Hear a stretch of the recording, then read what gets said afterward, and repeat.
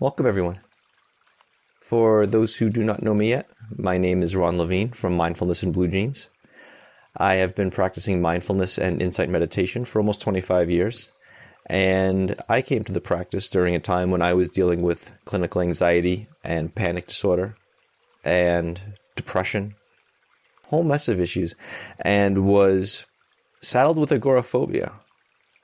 My panic disorder had become bad enough that I was housebound and on disability, unable to work, unable to go out, and was fortunate enough to be paired up with a psychologist who, even back in the late 90s, was already several decades deep into practicing and teaching mindfulness and insight meditation. And no one was more surprised than I was when this helped. And it has helped so much that I have continued to practice daily since April of 1998, and now do sessions like these, and have been blessed to be able to help so many other people in the way that I've been helped, continue to be helped. And that is what brings me here. I am glad that whatever has brought you here has brought you here, even if what has brought you here perhaps has not been easy, pleasant, but you're here. And I'm glad to have you here with me. So this is the next in our ongoing series of calming anxiety by living mindfully. And for those of you who have been with me for a while, you may find that today's technique might be a little different than what we usually do. Because it's what I've been doing lately. And I like to incorporate what's going on in my journey as we go through these, because really, how could I not? I can only teach from my own experience. And what I teach comes from whatever I'm experiencing in the present as well as the past. So today I'll be taking us through something that I've been working on myself actively in the last couple of weeks or so. And perhaps it'll resonate for some of you as well. So let's go ahead and get started, okay? Let's begin, as we usually do, by imagining that we are suspended from the ceiling by a piece of string attached to the top of our head. As a nice cue to sit up straight, without adding any extra tension to do so. Noting that if there is some tension here,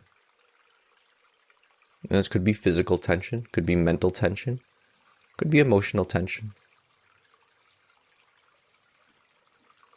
Noticing that if there is tension here, there is tension here. And tension is allowed to be here.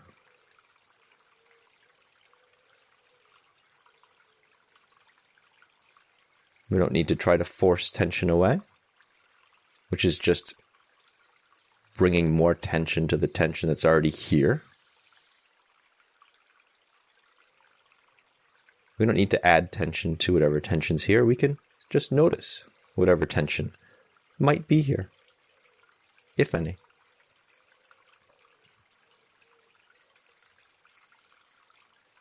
And let's also notice what is beneath us,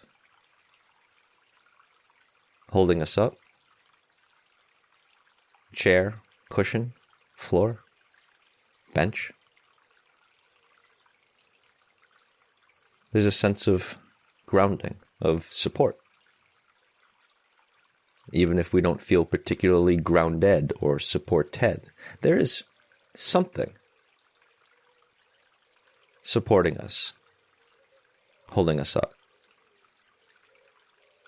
And we can allow it to do so.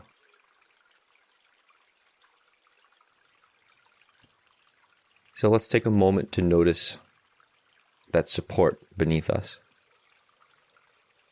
And this gentle suspension from the ceiling above us.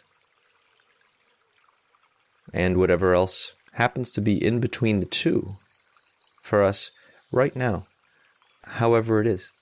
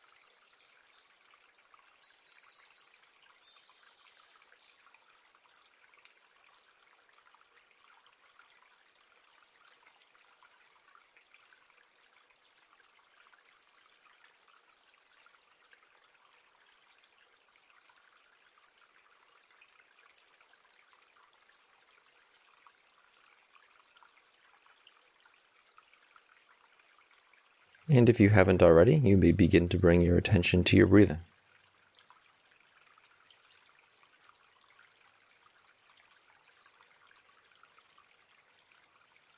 And this is where things might become a little different today.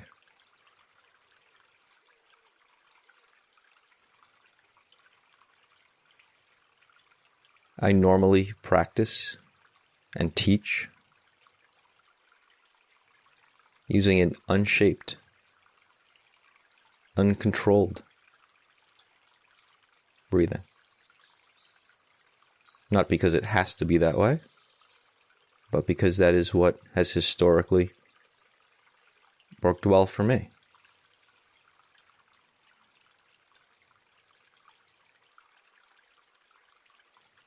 And you may practice with an unshaped, uncontrolled breathing today.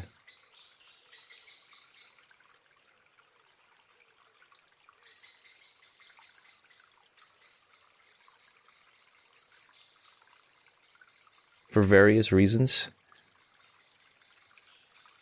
I've been practicing with shaping the breathing for the last couple of weeks.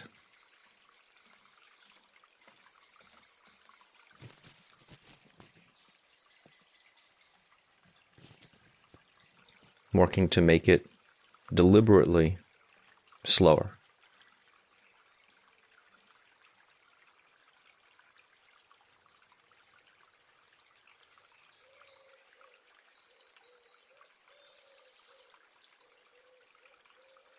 And I found something interesting.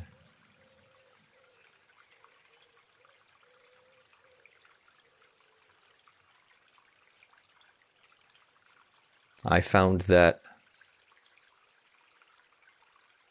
there was some struggle there.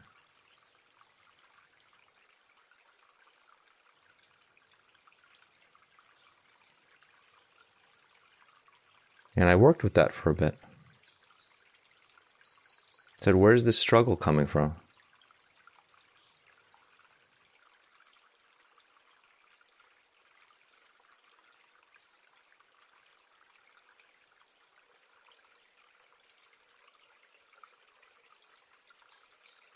And what I found was the struggle wasn't coming from so much trying to make the breathing slower.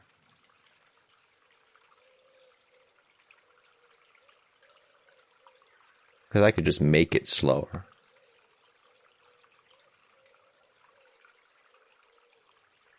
I found that the struggle was coming from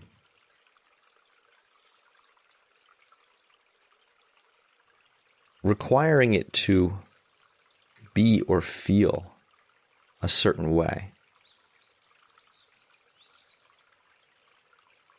as a result of making it slower, rather than simply making it slower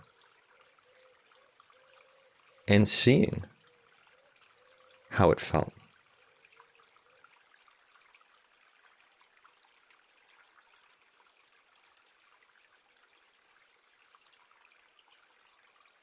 Rather than trying to make it reach a certain depth. Just see what depth it reached.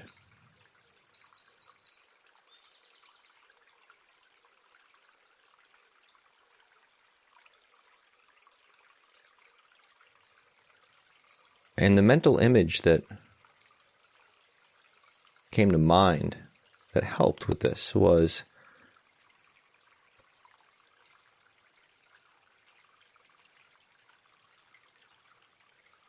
seeing my insides, and particularly in the stomach area, the diaphragm, seeing it as a cavity, an open space.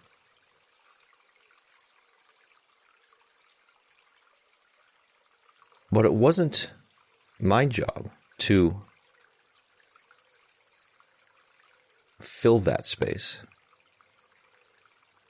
with breathing, with breath, with air. My job is to allow it to be filled, if that's what happens.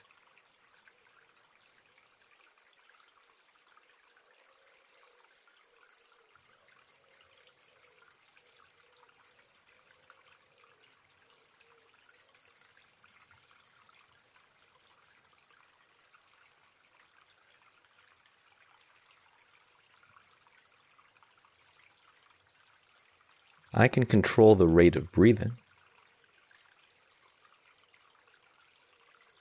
how fast or slow it is.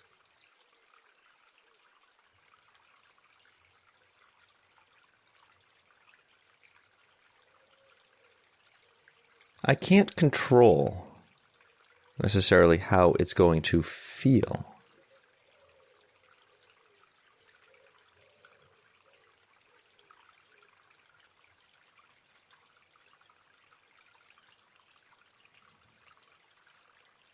Whether it feels like it fills that cavity.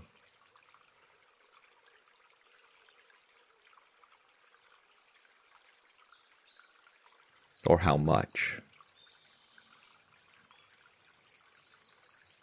The good news is I don't have to.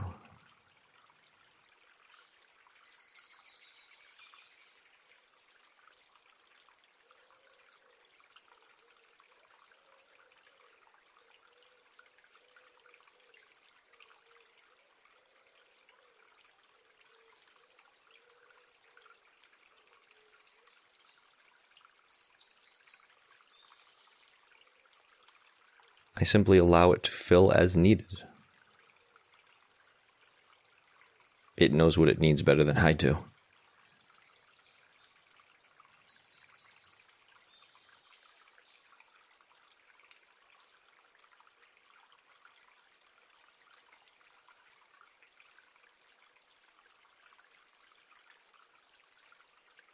So whether you're practicing with controlled or uncontrolled breathing,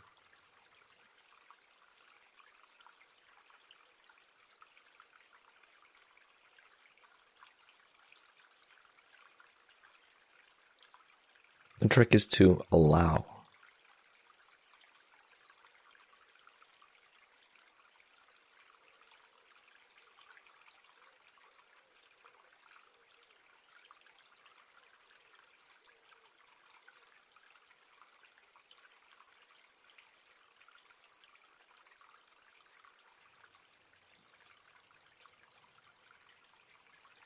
What I've found is when I simply allow it,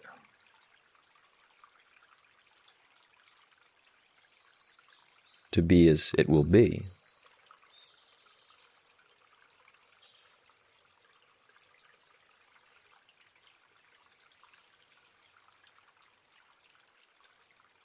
it actually often ends up smoothing out into a place that is more how I originally wanted it.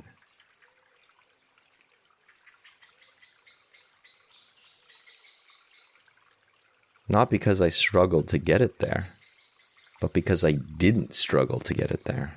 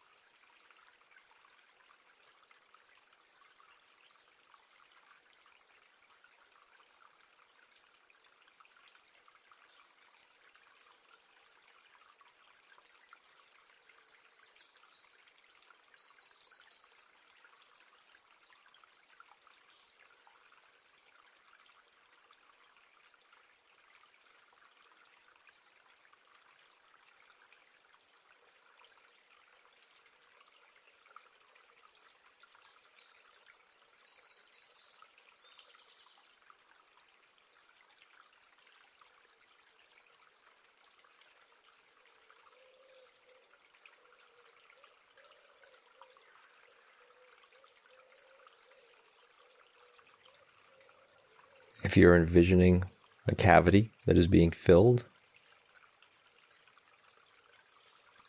to some degree by breath energy, it could be small.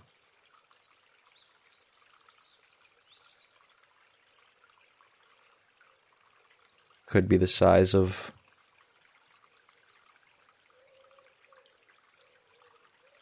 a tennis ball in your stomach or in your chest.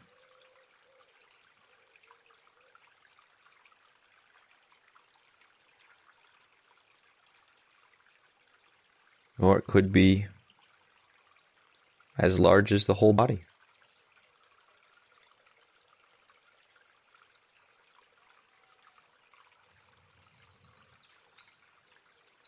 Or it could even expand and contract over time or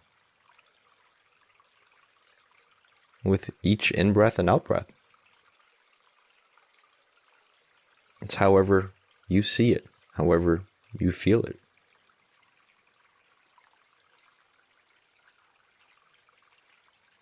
If that mental image even works for you, maybe you have a different one. Maybe you're not using one at all.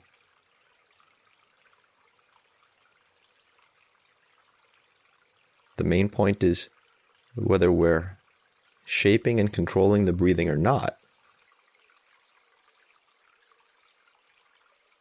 we're still allowing it to feel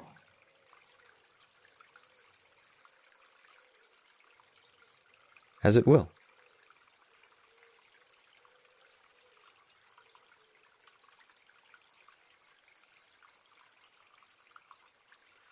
And seeing where that goes.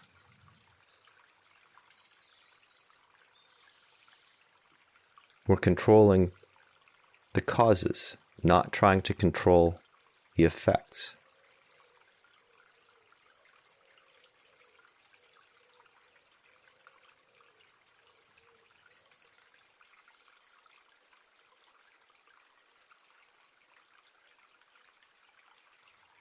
What happens if I slow the breathing down? Oh, it feels like that.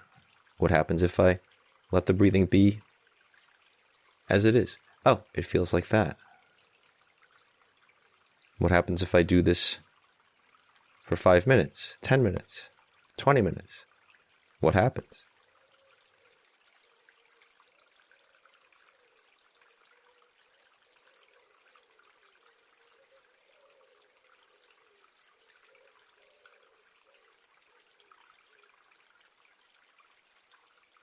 What happens if I work on the part that I can control and simply allow the rest?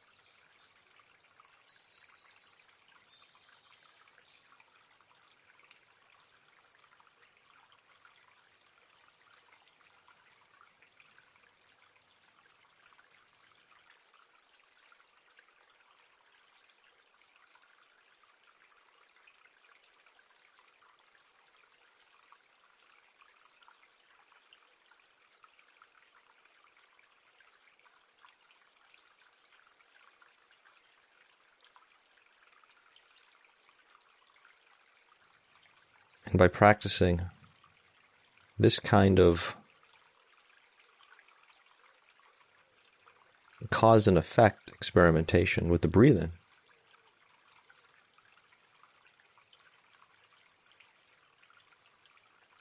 we build our skill of working with causes and effects in general.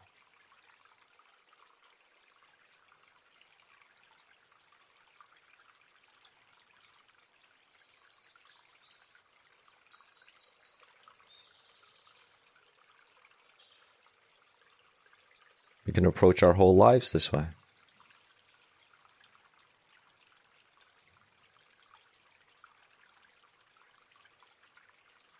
Developing our skills of working with what we can work with.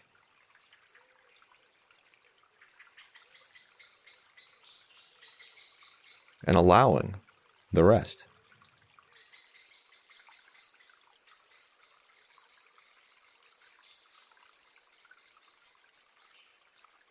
And as we observe the relationship between the causes and the effects, we begin to see, okay, so when I do this, I have a better chance of that effect unfolding.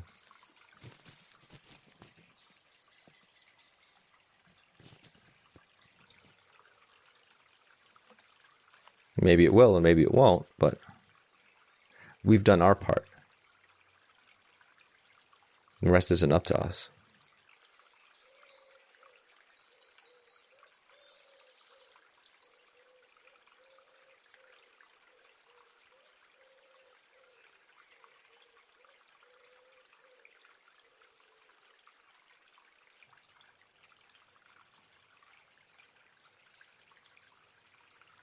That's how our practice on the cushion begins to translate off the cushion.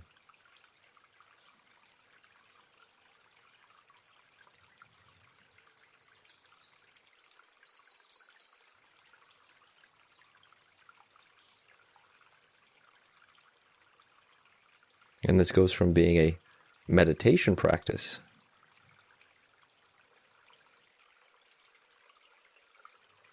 to a life practice.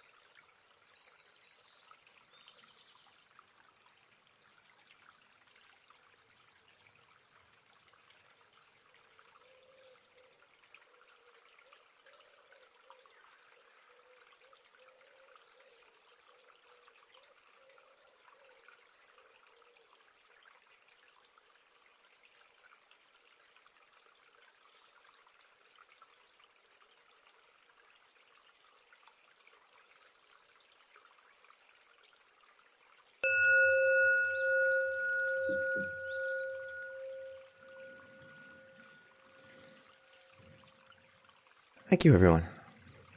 I'll hang on for a moment or two. If anyone would like to share anything in the chat, any questions or observations. And Catherine, yes, struggling with mood and calming down, trying to breathe. Yeah, that's just it. It's a give and take. We can control the breathing. We don't have to control the breathing. We can see what works for us at a certain time. And it's that process of trying something and seeing if it works or not. We have to give it enough time to see if it works or not. I think you give it a few minutes perhaps, unless it's something that's like, okay, this definitely isn't working. We try something else. But it's not something that we force. Struggling to calm down, for example, doesn't really, in my experience, make sense, because calming down is a lack of struggle. Same way we can't force ourselves to relax. Relaxation is a lack of force. So, in my experience, bringing attention to the sensations of not feeling calm and allowing them to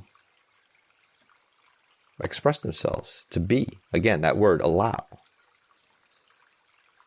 They've got something to say. Oh, I need to say it. So we let them say it. Doesn't mean that we let them run the show. But we can listen and see where that goes. Perhaps even observe the feelings of struggle in themselves. Things tend to beget themselves. We don't just feel sad, we feel sad about feeling sad.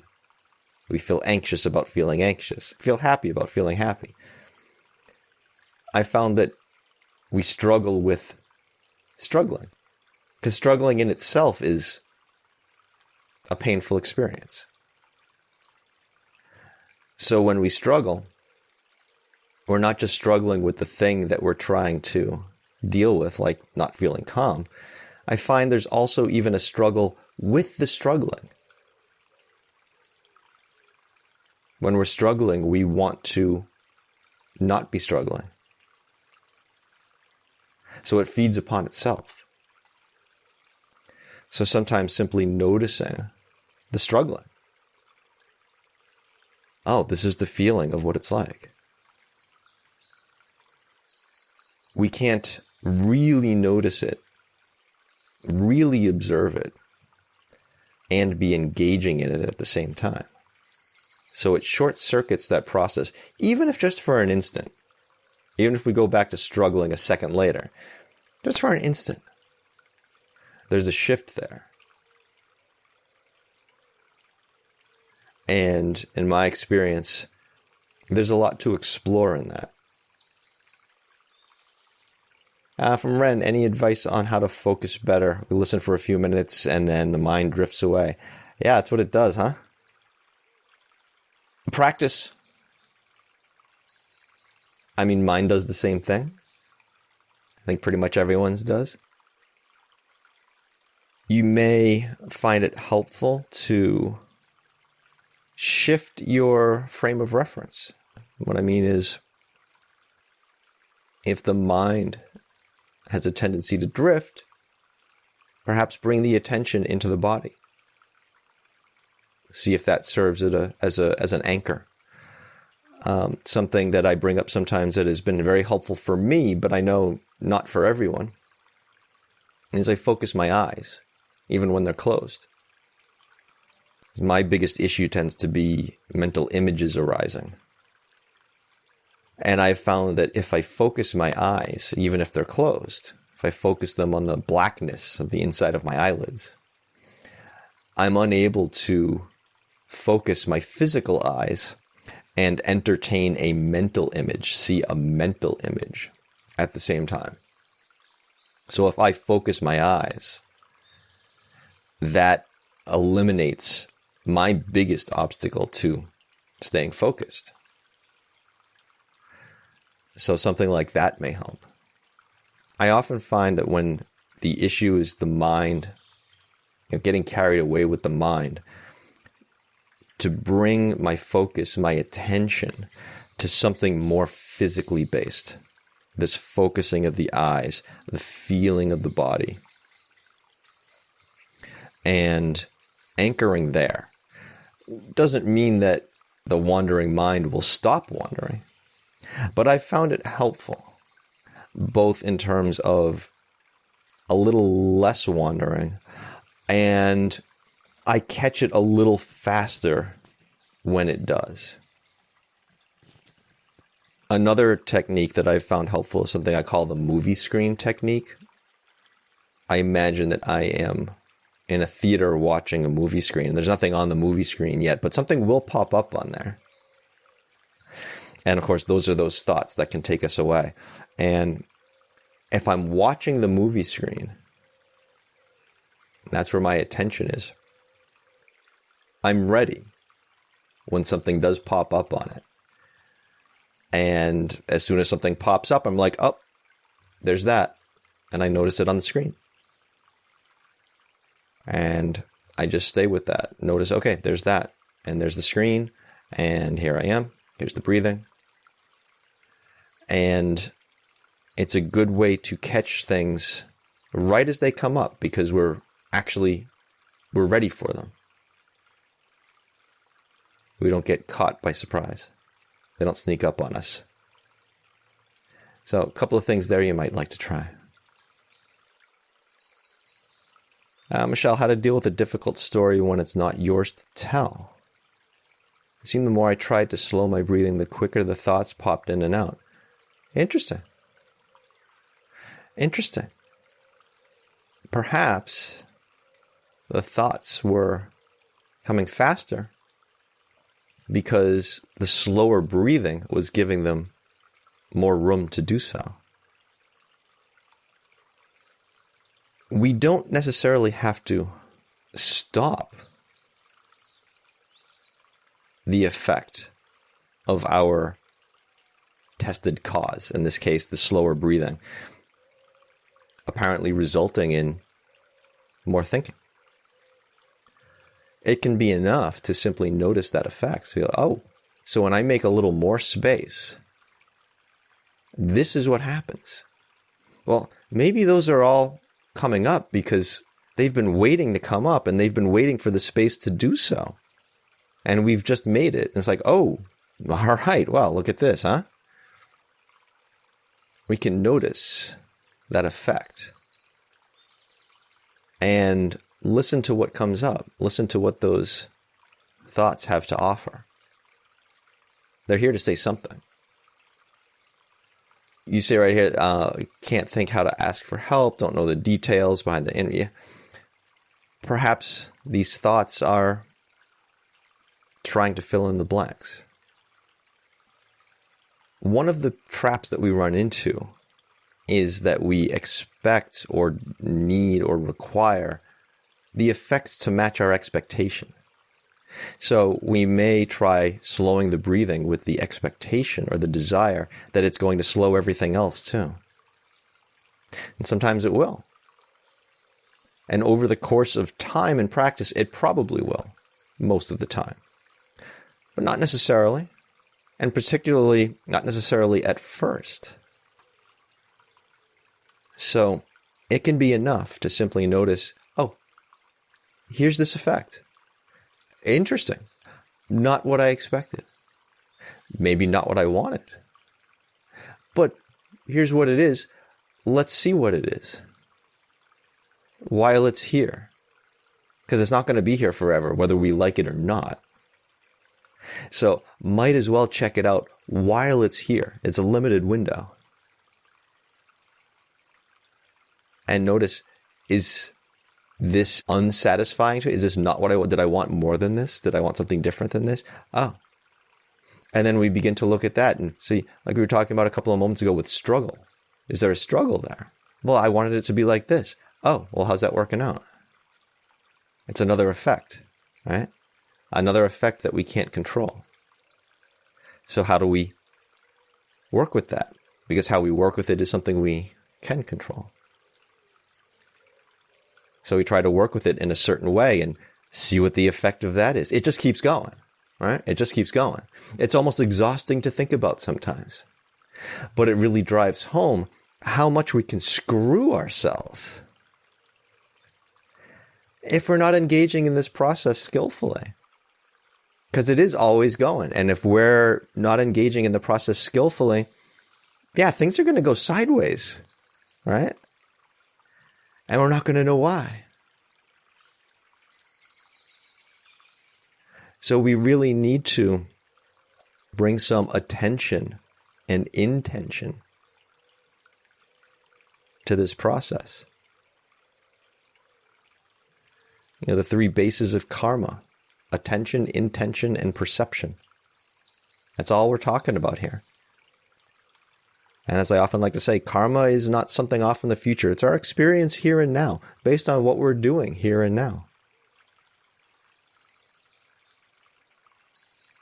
We're working with our karma, our experience, what kind of experience we're making for ourselves now and in the future. I think I'll wrap it up there. Great to see you all, and I hope you all have a great rest of the day and week. Cheers, everyone. Take care.